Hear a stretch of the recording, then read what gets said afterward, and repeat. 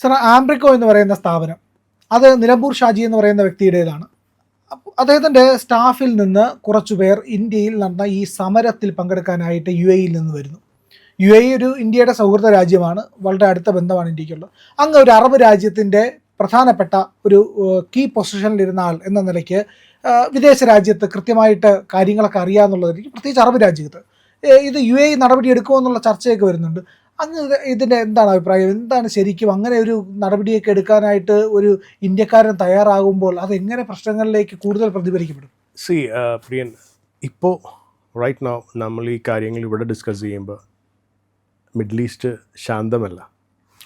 Middle ഈസ്റ്റിൽ ഇപ്പോഴും ഏത് നിമിഷവും എന്തും സംഭവിച്ചുകൊണ്ടിരിക്കുന്നുണ്ട്. മിഡിൽ ഈസ്റ്റിൻ്റെ ചരിത്രത്തിൽ അവിടെ വാറും കാര്യങ്ങളും ഉണ്ടായിട്ടുണ്ടെങ്കിലും എല്ലാ രാജ്യങ്ങളും ഒരുമിച്ച് ഒരു കഷ്ടത അനുഭവിക്കുന്ന ഒരു സമയം ഇപ്പോഴാണ്.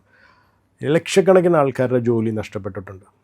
ഈ നഷ്ടപ്പെട്ട ആൾക്കാർക്ക് ജോലി നഷ്ടപ്പെട്ട അവർക്ക് തിരിച്ചു വരാൻ ഇന്ത്യ മാത്രമേ ഉള്ളൂ. ആ ഒരു സമയത്ത് ഇത്രയും ഒരു നമ്മുടെ രാജ്യത്തിനെതിരെ എന്ന് പറയുമ്പോൾ ജനാധിപത്യ രാജ്യത്തിനെതിരെ, അത് മോദിജി ചുമ്മാ വന്ന് കസേരയിലിരുന്നൊരു വ്യക്തിയല്ല, ജനാധിപത്യമായിട്ട് തിരഞ്ഞെടുത്ത് അദ്ദേഹത്തിന് ആ കസേരയിലിരുത്തിയാണ്. ആ മോദിജിയെയും ആ ഭരിക്കുന്ന സർക്കാരിനെയും താഴെ ഇറക്കാൻ വേണ്ടി ഒരു വ്യവസായി, ഇപ്പോൾ അദ്ദേഹം ആരാണെന്ന് എനിക്ക് പക്ഷേ അദ്ദേഹം അവിടെ അറിയപ്പെടുന്നത് എന്തായിരിക്കും? ഇന്ത്യൻ വ്യവസായി എന്നാണ് അറിയപ്പെടുന്നത്. അപ്പോൾ അദ്ദേഹം ഒരു 23 പേരെ ഇങ്ങോട്ട് പറഞ്ഞു വെച്ചിട്ടുണ്ടെങ്കിൽ ആ 23 പേരുടെ ഭാവി അദ്ദേഹം ഓർത്തിട്ടില്ല. ഇനി ഭാവിയിൽ തീർച്ചയായിട്ടും ഞാൻ അറിഞ്ഞതനുസരിച്ച് ഇന്ത്യയുടെ ഇപ്പോഴത്തെ മിഡിൽ ഈസ്റ്റിലെ ഏറ്റവും വലിയ ആലായാണ് UAE. അവർക്ക് ഇനി ഓരോ വ്യക്തിപരമായിട്ട് പ്രശ്നങ്ങൾ വന്നു കഴിഞ്ഞാൽ ഇദ്ദേഹം ആരും ഉണ്ടാവില്ല. ഞാൻ മിഡിൽ ഈസ്റ്റിൽ ഏറ്റവും കൂടുതൽ ആൾക്കാർ ദുരിതം അനുഭവിക്കുമ്പോൾ ഇപ്പോഴും എൻ്റെ ഒരു ജീവിതത്തിൻ്റെ ഒരു ഭാഗമാണ് ജയിലിൽ കിടക്കുന്ന ആൾക്കാരെ കൊണ്ടുവന്നത്. ഇപ്പോൾ ഞാൻ റീസെൻ്റ്ലി നിങ്ങൾ കണ്ടു കാണും, ന്യൂസിൽ വായിച്ചു കാണും, സൗദി അറേബ്യയിൽ പ്രാർത്ഥിച്ചതിന് 3 പേരെ ഇപ്പോൾ എനിക്ക് മിനിയാന്ന് ഹെൽപ്പ് ചെയ്യാൻ പറ്റുമെന്ന് ചോദിച്ചിട്ട് എനിക്കൊരു അഭ്യർത്ഥന വന്നിരുന്നു. അപ്പോൾ സൗദി അറേബ്യ എൻ്റെ ഒരു പരിധിയിലല്ലെങ്കിൽ എന്നാലും ഞാൻ പറഞ്ഞു ചെയ്യാം, പക്ഷേ അവരുടെ ഒരു ലെറ്റർ ഞാൻ പ്രതീക്ഷിച്ചിരിക്കുകയാണ്. പക്ഷേ ഈ 23 പേരോടും എനിക്ക് പറയാനുള്ളത്, ഞാനും 23 വർഷം ഒരു ഗൾഫ് രാജ്യത്തുണ്ടായിരുന്നതാണ്. അവിടെ ഇരുന്നിട്ട് നമ്മൾ എല്ലാവർക്കും ഒരു അഡ്രസ്സേ ഉള്ളൂ. ആ അഡ്രസ്സ് ഒരിക്കലും അറബിക് ആൾക്കാർ നമ്മളൊരിക്കലും കേരളത്തിലെ ആൾക്കാർ വളരെ അപൂർവ ആൾക്കാർ മലബാറി എന്ന് അഭിസംബോധന ചെയ്യും. ബാക്കി എല്ലാവരെയും അഭിസംബോധന ചെയ്യുന്നത് ഹിന്ദി എന്നാണ്. ഹിന്ദി എന്നുള്ള രീതിയിൽ അഭിസംബോധന ചെയ്യാറുള്ളൂ. അപ്പോൾ ഈ 23 പേർക്കും ഒരു 2-3 ആഴ്ച, ഒരു 2-3 മാസത്തിനുള്ളിൽ ഈ ഒരു വെക്കേഷൻ, സാധാരണ ചില ആൾക്കാരുടെ ഹൊറർ വെക്കേഷനല്ല, റോങ് ടേൺ എന്ന് പറയും. റോങ് ടേൺ ആണ്. നമ്മുടെ ജീവിതത്തിൽ ചില സമയത്ത് എടുക്കുന്ന ചില തീരുമാനങ്ങൾ നമ്മളെവിടെ കൊണ്ട് എത്തും എന്നുള്ളത്. അപ്പോൾ അവരുടെ ജീവിതത്തിൽ ഞാൻ പറയും, അവർ സൂക്ഷിക്കണം. ഒരു ജനാധിപത്യത്തിലൂടെ വന്നൊരു രാജ്യത്തെ ഭരണാധികാരിയെയും അവരുടെ ആൾക്കാരെയും ഇറക്കി വിടാൻ വേണ്ടി വന്നൊരു കൂട്ടരാണ്. അപ്പോൾ ജീവിതത്തിൽ ഒരിക്കലും ഒരു റോങ് ടേൺ ആയി മാറരുത്. അപ്പോൾ ഇതുമായിട്ട് ബന്ധപ്പെടുത്തി തന്നെ മറ്റൊരു ചോദ്യം കൂടെ ചോദിക്കാനുള്ളത്, വിദേശ രാജ്യത്ത് ഇത്തരം കലാപങ്ങൾക്കോ ഇല്ലെങ്കിൽ സമരങ്ങൾക്കോ ശ്രമിച്ചാൽ എന്താവും? പ്രത്യേകിച്ച് ഖത്തറോ കുവൈറ്റോ UAE-യോ സൗദിയോ പോലുള്ള രാജ്യത്ത് ഇതുപോലൊരു സമരത്തിന് ഒരാൾ ശ്രമിച്ചാൽ അയാളുടെ ജീവിതം എന്ത് സംഭവിക്കും? ഇവിടെ മോദി ഫാസിസ്റ്റ് എന്ന് പറയുന്നവരുണ്ട്. അപ്പോൾ അവർക്ക് ശരിക്കും ഒരു ഏകാധിപത്യ രാജ്യത്ത് ഇല്ലെങ്കിൽ രാജഭരണം നിലനിൽക്കുന്ന രാജ്യത്ത് എന്ത് സംഭവിക്കും എന്നുള്ളതിനെ പറ്റിയിട്ട് പലപ്പോഴും ഐഡിയ ഇല്ലാത്തത് കൊണ്ടാണ് ആ പറയുന്നത്. എന്താണ് സാറ് കുവൈറ്റിലിരുന്ന ആളാണ്, എങ്ങനെയാണ് കണക്കാക്കുന്നത് അവിടെ ഇങ്ങനെ ഒരു സമരം നടന്നാൽ എന്ത് ചെയ്യും? കുവൈറ്റിന് ആ രീതിയിലുള്ള ഒരു കലാപശ്രമമോ ആ രീതിയിലുള്ളൊരു അങ്ങനത്തെ കാര്യങ്ങൾ, സമരങ്ങളൊന്നും കുവൈറ്റിന് ഞാൻ ഉണ്ടായിരുന്ന ടൈമിൽ കുവൈറ്റിന് ഞാൻ ചെല്ലുന്നതിന് മുമ്പുണ്ടായ സദ്ദാം ഹുസൈൻ്റെ 90s ഇൻവേഷനാണ് വന്നത്. ബട്ട് ഞാൻ കുവൈറ്റിലുള്ള സമയത്താണ് ഈ അറബ് വസന്തത്തിൻ്റെ ആരംഭം. അത് നമ്മൾ കാണുന്നത് ട്യൂണീഷ്യയിൽ നിന്നാണ്. ബെൻ അലി എന്ന് പറയുന്ന ഭരണാധികാരിയെ, ഒരു വ്യക്തിയെ, അദ്ദേഹം ഒരു മുനിസിപ്പാലിറ്റിയിലെ ഒരു ലൈസൻസിന് എന്തോ ചെല്ലുന്നു, അദ്ദേഹത്തിന് അത് കിട്ടുന്നില്ല, അദ്ദേഹം അവിടെ പെട്രോൾ ഒഴിച്ചു അങ്ങനെ ആത്മാഹുതി എന്തോ ചെയ്യുന്നു. ആ ബെൻ അലിയെ ഇറക്കാൻ വേണ്ടിയുള്ള അതിൻ്റെ ഒരു അലയൊലിയാണ് നേരെ ഹോസ്നി മുബാറക്കിനെ ഈജിപ്തിൽ നിന്ന് മാറ്റാൻ വേണ്ടിയുള്ള തുടങ്ങുന്നത്. അത് പിന്നീട് ചെന്ന് അവസാനിച്ചത് നമ്മുടെ സിറിയയിൽ ബഷാർ അൽ അസാറിനെ പുറത്താക്കാൻ വേണ്ടിയാണ്. അപ്പോൾ ഞാൻ പറഞ്ഞില്ലേ, ഈ 3 രാജ്യങ്ങളുടെ ഇന്നത്തെ അവസ്ഥ എന്താണ്? പരിതാപകരമാണല്ലേ. ഇപ്പോൾ ഈ 3 രാജ്യങ്ങൾ ഇങ്ങനെ അതുമെല്ലാം യുവജനങ്ങളും യുവജന വിഭാഗങ്ങളുടെ ഇടയിൽ നിന്ന് വന്നതാണ്. ഈ 3 രാജ്യങ്ങളുടെ ഇന്നത്തെ അവരുടെ അവസ്ഥ എന്താണ്? ഇന്ന് അവിടെ നടക്കുന്ന കാര്യങ്ങൾ എന്താണ്? അതാണ് നമുക്ക് കിട്ടാവുന്ന ഏറ്റവും വലിയൊരു പാഠം. അതിനുശേഷം അതിൻ്റെ ഒരു ചെറിയൊരു ബ്രീസ് മിഡിൽ ഈസ്റ്റിലേക്ക് വന്നു. അത് ബഹ്റൈനിൽ. ബട്ട് ബഹ്റൈൻ വളരെ ബുദ്ധിപൂർവമായിട്ടുള്ള, കാരണം അവർക്ക് ബഹ്റൈൻ ഒരു വളരെ ചെറിയ രാജ്യമാണ്. അവർക്ക് അതിനെ അടിച്ചമർത്താനുള്ള ശേഷിയില്ലാത്തത് കാരണം അവർ സൗദി അറേബ്യയുടെ സഹായം തേടി. പക്ഷെ പിന്നീട് നടന്നത് ആ കലാപം ചെയ്തവർക്ക് തന്നെ ഇപ്പോഴും അവരോട് ചോദിച്ചു കഴിഞ്ഞാൽ അവർ പറയും പിന്നെ നമ്മൾ ഇവിടേക്കൊന്നും അടിച്ചമർത്തൽ നടന്നിട്ടില്ല. അത് നമ്മുടെ നാട്ടിലിപ്പോൾ സാധാരണ ഒരു സ്ഥലത്ത് നടക്കുന്ന ലാത്തി ചാർജും കാര്യങ്ങളുടെ പോലെ നടന്നിട്ടുള്ളൂ. പക്ഷേ അടിച്ചമർത്തലുകൾ നടന്നേക്കണത് ഇങ്ങനെയുള്ള സ്ഥലങ്ങളിലാണ്. അതിലെടുത്ത് പറയേണ്ട ഒരു കാര്യം, ഈജിപ്തിൽ ഇപ്പോഴും ഈ കലാപത്തിനിടയിൽ പിടിക്കപ്പെട്ട ആയിരങ്ങളുടെ കുറിച്ച് യാതൊരു വിവരവും ഇപ്പോഴും. അഡ്രസ്സ് പോലും ഇവരെ എവിടെയാണെന്ന് പോലും അവരുടെ ഫാമിലീസ് ഇപ്പോഴും അന്വേഷിച്ചുകൊണ്ടിരിക്കുകയാണ്. ഇവരെ എവിടെയാണെന്ന് പോലും അറിയില്ല. അപ്പോൾ ഞാൻ പറഞ്ഞില്ലേ, നാട്ടിൽ ഞാൻ ഒരിക്കലും പറഞ്ഞില്ല ഇവിടെ അടിച്ചമർത്തൽ നടന്നിട്ടുണ്ടെന്ന്. ഇവിടെ പക്ഷേ പലരുടെയും സ്വപ്നങ്ങൾ തകർത്തു പോയി. മോദിജിയുടെ ആ ഒരു തീരുമാനവും BJPയുടെ തീരുമാനവും സംഘപരിവാറിൻ്റെ ആ ഒരു തീരുമാനം ഇന്ത്യ ഒരു നേപ്പാളും ശ്രീലങ്കയും പോലെയൊക്കെ സ്വപ്നം കണ്ട ആൾക്കാർക്ക് തിരിച്ചടിയാണ്. പാറ്റ സമരത്തിന്റെ പേരിൽ രാജ്യത്ത് കലാപം നടത്താൻ ശ്രമിച്ച ഒരു പറ്റം ആൾക്കാർക്ക് പിന്തുണയുമായിട്ട് കേരളത്തിലെ പ്രമുഖർ വന്നിട്ടുണ്ട്.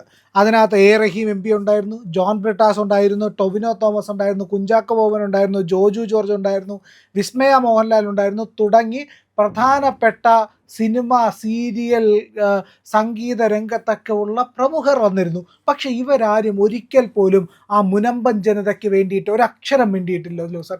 ഇതിൻ്റെ കാരണം എന്താണ്? ആദ്യം തന്നെ ഈ ഒരു പാറ്റ കലാപം കൊണ്ട് കുറേ ആൾക്കാരുടെ യഥാർത്ഥ മുഖം കാണാൻ പറ്റിയെന്നേ ഞാൻ പറയുള്ളൂ. പിന്നെ ഉറങ്ങിക്കിടന്നിരുന്ന ഒരു കൂട്ടം ആൾക്കാരെ ഉണർത്താനും ഇവരെ കൊണ്ട് സാധിച്ചു. വളരെ നല്ല കാര്യം. ഇപ്പോൾ പാറ്റ സമരത്തിൻ്റെ പിന്നിലേക്ക് പോയി കഴിഞ്ഞാൽ നീറ്റ് പരീക്ഷയോടനുബന്ധിച്ചിട്ടുള്ള കാര്യങ്ങൾക്ക് വേണ്ടിയാണ്. നീറ്റ് പരീക്ഷയിൽ നടന്നിരിക്കുന്നത് എന്ത് തന്നെയായാലും തെറ്റാണ്. കാരണം പ്രത്യേകിച്ച് എനിക്കത് ഫീൽ ചെയ്യണമെന്ന് പറഞ്ഞാൽ എൻ്റെ ഫസ്റ്റ് കസിൻ ഇത് അനുഭവിച്ചതാണ്. അവൾ വളരെയേറെ ബുദ്ധിമുട്ടി അവൾ പരീക്ഷ എഴുതിയതിന് ശേഷം വീണ്ടും പരീക്ഷ എഴുതേണ്ട ഒരു ഗതികേടിലേക്ക് പോയി. അപ്പോൾ അതിൻ്റെ ബുദ്ധിമുട്ട് ആ നീറ്റ് പരീക്ഷയ്ക്ക് പ്രിപ്പയർ ചെയ്ത പിള്ളേർക്കും അവരുടെ കുടുംബങ്ങൾക്കും മാത്രമേ അറിയാൻ പറ്റൂ.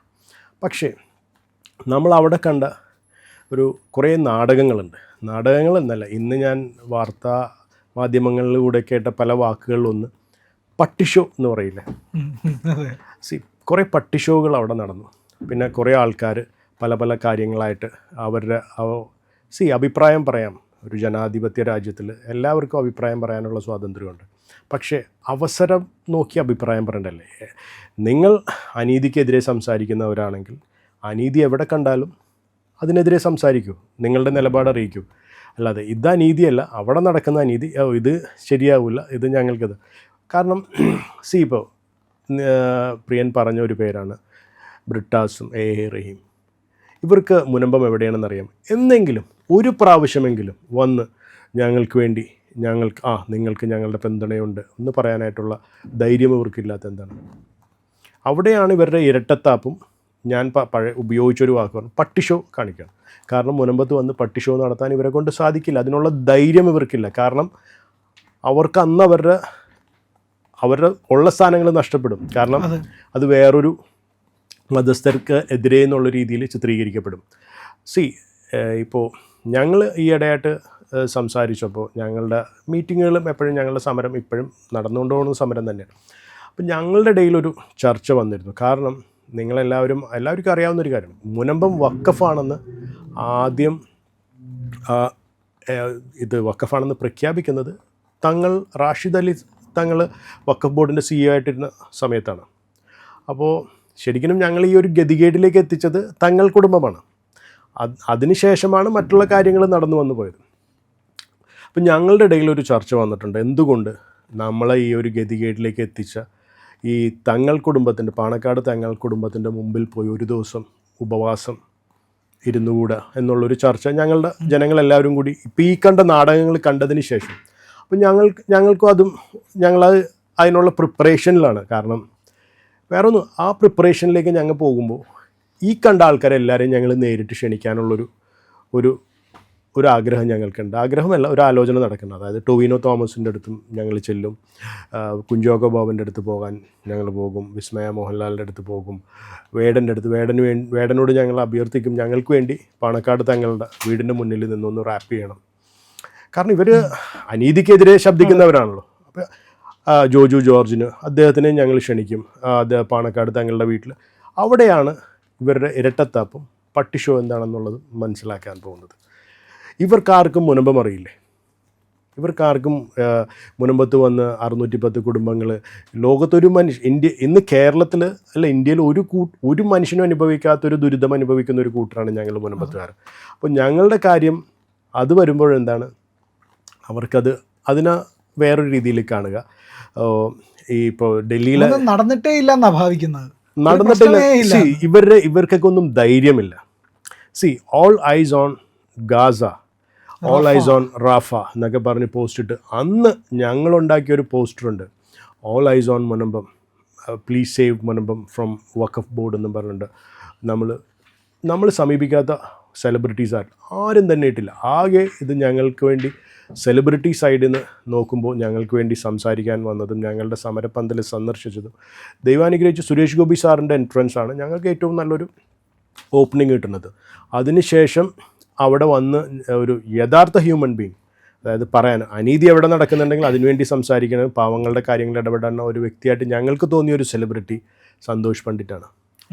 പിന്നീട് അഖിൽ മാരാർ ഒരു പ്രാവശ്യം ഞങ്ങളുടെ സമരപന്തൽ സന്ദർശിച്ചിട്ടുണ്ട്. ഇവരല്ലാതെ വേറെ ആരും, ഉദാഹരണത്തിന് ഈ വേറൊരു കാര്യം കൂടിയുണ്ട്, ഈ മുനമ്പം സമരം നടക്കുന്ന ആ പള്ളിയുടെ നേരെ മുൻപിൽ കാണുന്ന വീട് സിനിമാ താരം ജയസൂര്യയുടെയാണ്. അദ്ദേഹം പോലും വന്നില്ലെന്നുള്ളതാണ്. അപ്പോൾ ഞാൻ പറഞ്ഞു ഇതെല്ലാം ഇരട്ടത്താപ്പാണ്. ഇതൊക്കെ അവരവരുടെ പ്രൊമോഷൻസിനും അവരവരുടെ കാര്യങ്ങൾക്ക് വേണ്ടിയുള്ള. അപ്പോൾ ഞങ്ങൾ ഇവരുടെ അടുത്ത് എല്ലായിടത്തേക്കും മുനമ്പം ജനത എത്തുന്നുണ്ട്. ഇവർക്ക് എല്ലാവർക്കും ഒരു ഇൻവിറ്റേഷൻ ലെറ്റർ കൊടുക്കുന്നുണ്ട്. ഞങ്ങൾ പാണക്കാട് തങ്ങളുടെ വീടിൻ്റെ മുന്നിൽ ഉപവാസം ഇരിക്കാൻ ഉള്ളൊരു ആലോചന ഉണ്ട്. അന്ന് ഇവരെല്ലാവരും ഞങ്ങളുടെ കൂടെ വരുമോ, അതോ ഇവരെല്ലാവരും ഞങ്ങൾ അന്നുണ്ടാക്കുന്ന പോസ്റ്റർ ഷെയർ ചെയ്യുമോ എന്ന് ചോദിച്ചിട്ട്, അപ്പോൾ അന്ന് കാണാം നമ്മൾക്ക് മുനമ്പത്ത് കാണാത്തവർ എങ്ങനെ ഡൽഹി വരെ എത്തി എന്നുള്ളത്. മുനമ്പത്തിനെതിരെ വീണ്ടും ചില സംഘടനകൾ ഓരോ ദിവസവും നമ്മൾ കേൾക്കും, പുതിയൊരു സംഘടന വന്നിട്ട് മുനമ്പത്തിനെതിരായിട്ട് പ്രസ്താവന ഇറക്കിയിട്ട് പിന്നെ മുങ്ങും, പിന്നെ കാണില്ല. ഇപ്പോൾ ഒരു സംഘടന മഹല് കമ്മിറ്റികളുടെ എല്ലാം കൂടെ കൂട്ടായ്മ എന്ന് പറഞ്ഞൊരു കമ്മിറ്റി, ഒരു സംഘടന വന്നിട്ടുണ്ട്. അത് മുനമ്പത്തിനെതിരെ വന്നു. എന്താ സംഭവം എന്ന് പറഞ്ഞാൽ മുനമ്പം അവർ വിട്ടുകൊടുക്കണം, മറ്റേതാണ് മറിച്ചാണെന്നും പറഞ്ഞിട്ട് അവർ ഇറങ്ങിയിരിക്കണം. ഞാൻ പറഞ്ഞില്ല പ്രിയൻ, എനിക്ക് അതിലൊരു വാക്കിൽ എനിക്കത് പറഞ്ഞു തീർക്കാനുള്ളൂ. ഞാൻ ഇന്ന് ഇപ്പോൾ ഇവിടത്തേക്ക് ഒരു ഷൂട്ടിന് വേണ്ടി വരുമ്പോൾ വഴിയിൽ നിന്ന് ഞാൻ വഴിയിലേക്ക് വണ്ടി എടുത്ത് വരുമ്പോൾ ഒരു പട്ടി നിന്ന് കുറച്ച് കഴിഞ്ഞാൽ ഞാൻ ഇങ്ങോട്ടുള്ള യാത്ര ഞങ്ങളുടെ ഭാവിയെക്കുറിച്ചും ഞങ്ങളുടെ മക്കളുടെ ഭാവിയെക്കുറിച്ചും മുനമ്പത്തിനെ എങ്ങനെ ഡെവലപ്പ് ചെയ്യാം. കാരണം ഞങ്ങൾക്കറിയാം എന്നായാലും ഇത് ഞങ്ങൾക്ക് തിരിച്ചു കിട്ടുമെന്ന്. വഖഫ് ബോർഡല്ല, വഖഫ് സംരക്ഷണ വേദിയല്ല, വഖഫ് സംരക്ഷണ സമിതിയല്ല, മഹല് കമ്മിറ്റിയല്ല, ഇവരുടെ വാപ്പ വിചാരിച്ചാൽ മുനമ്പത്തുനിന്ന് ഒരു തരി മണ്ണ് കിട്ടില്ല. പിന്നെ ഞാൻ പറഞ്ഞില്ലേ, ഒരു കൂട്ടം പട്ടികൾ നമ്മൾ യാത്ര തിരിക്കുമ്പോൾ അവിടെ നിന്ന് കുരച്ചെന്ന് ഓർത്തിട്ട് പട്ടികൾ അവിടെ നിന്ന് കുറച്ച് കഴിയുമ്പോൾ പട്ടികൾക്ക് കുരക്കുന്നത് മതിയാകും, അവർ തിരിച്ചു പോയിക്കോളും. അത് അത്രയേ കാണുന്നുള്ളൂ. വേറെ ഒന്നും ഞങ്ങൾക്ക് അതിൽ we are not worried at all. ഞാൻ ജസ്റ്റ് ഗെറ്റ് ലോസ്റ്റ് എന്നുള്ളൊരു ഫീലിങ്ങേ ഞങ്ങൾക്കുള്ളൂ. നിങ്ങൾ അവിടെ കിടന്ന് കുരച്ചോ, ഞങ്ങളുടെ കാര്യം നോക്കി നടന്നോളൂ. കാരണം അവർക്ക് ഈ കുരയാണ് അവരെ ജീവിപ്പിക്കുന്നത്. കാരണം നിങ്ങൾ കണ്ടില്ലേ, കുറച്ച് ദിവസം എറണാകുളത്ത് പള്ളുരുത്തിയിലുണ്ടായിരുന്നു. അപ്പോൾ ഞാൻ പറഞ്ഞില്ലേ, അത് അത്രയായിട്ട് ഞങ്ങൾ കാണുന്നുള്ളൂ. ഈ അവസാനമായിട്ടൊരു ചോദ്യം കൂടെ, പാണക്കാടേക്ക് എന്നാണ് മുനമ്പൻ ജനത മാർച്ച് ചെയ്യുന്നത്? പാണക്കാടേക്ക് ഞങ്ങൾ ഇപ്പോൾ ഒരു ആലോചനയാണ്. അതിൽ ഞങ്ങൾക്ക് വേറെ 2 പേരെയും കൂടി ഞങ്ങൾക്ക് ക്ഷണിക്കണമെന്നുണ്ട്. കാരണം അവരെ കൊണ്ട് ഉദ്ഘാടനം ചെയ്യിപ്പിക്കണമെന്നാണ് ഞങ്ങളുടെ ആഗ്രഹം. കാരണം നിങ്ങൾ കണ്ടു കാണും, ഈ ജന്തർ മന്ദറിൽ പ്രൈം മിനിസ്റ്ററുടെ വീടിൻ്റെ മുന്നിലേക്ക് പോയപ്പോൾ ഒരു ഓറഞ്ച് ഷർട്ടുകാരൻ രാഹുൽ ഗാന്ധിയുടെ പുറകെ കിടന്ന് കൈയും കാലും എടുക്കുന്നത് നമ്മുടെ MP ഹൈബി ഈഡനാണ്. അപ്പോൾ ഹൈബി ഈഡനെയും ടോണി ചമ്മണി ഞങ്ങളുടെ MLA അവരെ കൊണ്ടാണ് പാണക്കാട് തങ്ങളുടെ വീടിന് മുമ്പിൽ ഞങ്ങൾ ഈ ഉപവാസം ഇരിക്കുന്നുണ്ടെങ്കിൽ അത് ഉദ്ഘാടനം ചെയ്യിപ്പിക്കും. കാരണം പിന്നെ ഹൈബീഡൻ രാഹുൽ ഗാന്ധിനെ പിടിച്ചുകൊണ്ട് പോണ സമയത്ത് നിങ്ങൾ കണ്ടു കാണും, കൈയും കാലം പൊക്കിയിരുന്ന ആൾ പിന്നെ നിങ്ങൾ രാഹുൽ ഗാന്ധിനെ പിടിക്കുന്ന സമയത്ത് ആ ഒരു ഓറഞ്ച് ഷർട്ടുകാരൻ അവിടെ കഴിഞ്ഞാൽ പാണക്കാട് തങ്ങളുടെ വീടിന് മുമ്പിൽ ഞങ്ങളിവിടെ വന്നതിന് ശേഷം അവിടെ നിന്ന് മുങ്ങോ എന്നുള്ളൊരു കാര്യം ഞങ്ങൾക്കറിയില്ല. അപ്പോൾ ഞങ്ങളുടെ ആഗ്രഹം ഹൈബീഡനെ കൊണ്ട് പാണക്കാട് തങ്ങളുടെ വീടിൻ്റെ മുന്നിൽ ഞങ്ങളുടെ ഉപവാസം, അതായത് വഖഫ് ബോർഡിനെ ഞങ്ങൾ മുനമ്പത്ത് നിന്ന് പറഞ്ഞു വിടണമെന്നുള്ള അതാണ് ഞങ്ങളുടെ ആഗ്രഹം. ഹൈബീഡൻ ഉദ്ഘാടനം ചെയ്ത് ടോണി ചമ്മണി ഞങ്ങളുടെ കൂടെ ഇരിക്കണമെന്നാണ് ഞങ്ങളുടെ ആഗ്രഹം. നടക്കില്ലേ നമുക്ക് നോക്കാം. ഞങ്ങളുടെ ആലോചനയുണ്ട്, ഞങ്ങൾ അതിനൊരു ഡേറ്റും കാര്യങ്ങളുണ്ട്. ഇവരെല്ലാവരെയും ക്ഷണിക്കും ഞങ്ങൾ. ഏതായാലും പ്രിയപ്പെട്ടവരെ, ഏറ്റവും പുതിയ വാർത്തകളുമായി ഞങ്ങൾ നിങ്ങളുടെ കൂടെയുണ്ട്. ഞങ്ങൾക്കൊപ്പം സഞ്ചരിക്കുക. ഇന്ത്യ ലൈവ് സബ്സ്ക്രൈബ് ചെയ്യാൻ മറക്കാതിരിക്കുക.